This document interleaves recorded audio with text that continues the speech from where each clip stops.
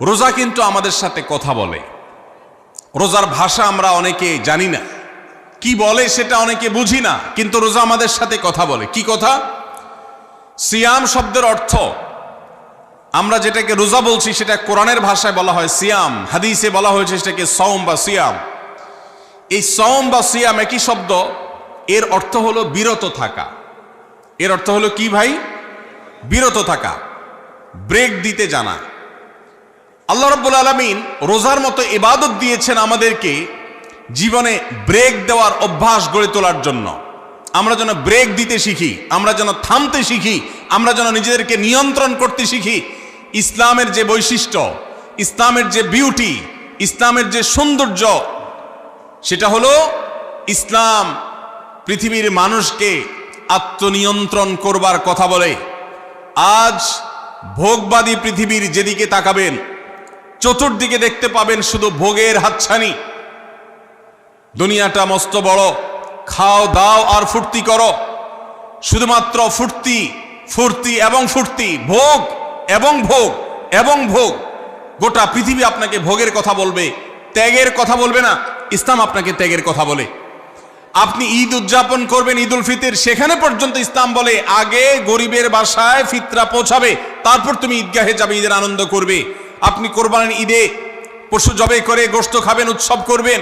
ইসলাম বলে ভালো কথা, তুমি উৎসব করবে, তোমাকে উৎসব করতেই দেওয়া হয়েছে, কিন্তু আগে গরিবের বাসায়ও গোশত পাঠাবে ঈদের, সেটা নিশ্চিত করবে, তার পাশাপাশি তুমি ঈদ উদযাপন করবে। আমরা যে রমজানের রোজা রাখি, এই রোজা আমাদেরকে বিরত থাকার কথা বলে। সেই বিরত থাকাটা কি? সেটা হলো আমরা যখন রোজা রাখি আমাদের পিপাসা হয়, আমাদের ক্ষুধা লাগে, পিপাসা হয়, আবার হাতের সামনে হয়তো পানিও আছে। আমার ক্ষুধা লাগে, হাতের সামনে হয়তো খাবারও আছে, কেউ দেখছেও না, সিসি ক্যামেরাও নেই, বদ্ধ রুমে কক্ষের মধ্যে, কিন্তু আমি রোজাদার। কোন রোজাদার রোজার মধ্যে খায়, পান করে? কেন? কারণ সে জানে আল্লাহ নিষেধ করেছেন। আমরা যখন ইফতার সামনে নিয়ে বসে থাকি সন্ধ্যাবেলায়, ভাইরা আমার, সারা বছর নাস্তা তো আল্লাহ তাআলা কম হোক বেশি হোক সবাইকে করার তৌফিক দেন, আমরা সবাই তো কম বেশি নাস্তা করি। সারা বছর আপনি যদি বুফে গিয়ে 100 আইটেমের নাস্তা দিয়েও আপনি খাবার গ্রহণ করেন, সকালের ব্রেকফাস্ট আপনি খান,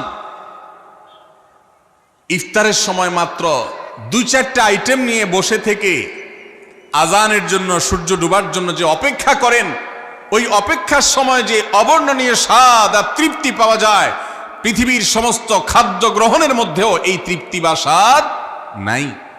নবী সাল্লাল্লাহু আলাইহি ওয়াসাল্লাম সেজন্য বলেছেন, লিসসাইমি ফারহাতান, রোজাদার ব্যক্তিকে দুটি আনন্দ দেওয়া হয়, ফারহাতুন ইনদা ফিতরি ওয়া ফারহাতুন ইনদা লিকাই রাব্বি। একটা আনন্দ হলো ইফতারের সময়, অবর্ণনীয়, ভাষায় প্রকাশ করবার অযোগ্য। কি ভালো লাগা কাজ করে, ইফতারের জন্য আমরা বসে আছি, খাবার সামনে আছে, রকমারি শীতল শরবত সামনে আছে, রকমারি খাবারের পসরা সাজানো আছে টেবিলে, দস্তরখানে, এদিকে পেটে ক্ষুধাও আছে, কিন্তু আমরা মিনিট গুনছি, আমরা সময় দেখছি, ঘড়ির দিকে তাকিয়ে আছি, সূর্য কখন ডুববে। সূর্য ডুবেছে আর সাথে সাথে আমরা ইফতার করছি। এই যে আল্লাহর নির্দেশের অপেক্ষা, ইসলাম রোজার মাধ্যমে আমাদেরকে সেই শিক্ষাটা দিতে চায়। রোজা আমাদের সাথে সেই কথা বলে যে দেখো, তুমি জীবনে বিরত থাকতে শিখো, গোটা পৃথিবী তোমাকে ভোগ শিখাবে, ইসলাম তোমাকে ত্যাগ শিখাবে, ইসলাম তোমাকে কন্ট্রোল করা শিখাবে। আমাদের তরুণদের চরিত্রকে নষ্ট করবার জন্য, তাদেরকে নানাভাবে উস্কানি দেওয়ার জন্য, বিনোদনের নামে, নিউজের নামে, বিজ্ঞাপনের নামে, বিভিন্ন নামে অশ্লীল নানা দৃশ্য, খোলামেলা দৃশ্য তাদের সামনে দেখানো হয়, ভোগের আহ্বান করা হয়। ইসলাম বলে, হে মুসলিম তরুণ, তোমার চোখের এরিয়ার মধ্যে কোনো পরনারী, কোনো সুন্দরী নারী পড়ে গেছে, তুমি আঁচ করতে পেরেছ, সাথে সাথে তোমার দৃষ্টিকে তুমি নিয়ন্ত্রণ করো, অবনত করো। কুল্লিল মুমিনিনা ইয়াগুদ্দু মিন আবসারিহিম ওয়া ইয়াহফাযু ফুরুজাহুম। আল্লাহ বলেছেন, হে রাসূল বলে দিন ইমানদার পুরুষদেরকে তারা যেন তাদের চোখগুলোকে নামিয়ে রাখে, তাদের সম্ভ্রমকে তারা সংরক্ষণ করে।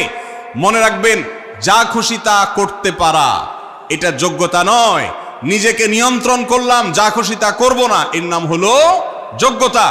ডায়রিয়ার রোগী ডাইরেক্ট হয়ে যায়, যা খুশি যে করে, নিজের মন যেদিকে তাকে নাচায় সেদিকে নাচে, এই লোকটা অসুস্থ মানুষের মতো। আর মুসলিম যুবক, মুসলমান মানুষ, নারী পুরুষ, সে নিজেকে নিয়ন্ত্রণ করে। আল্লাহ এটা হারাম করেছেন, আমার মন চাইলেই আমি সেটা নিতে পারি, কিন্তু আমি নেব না। আমি একটা জিনিস ধরতে পারি, আল্লাহ হারাম করেছেন, সেজন্য আমি ধরবো না।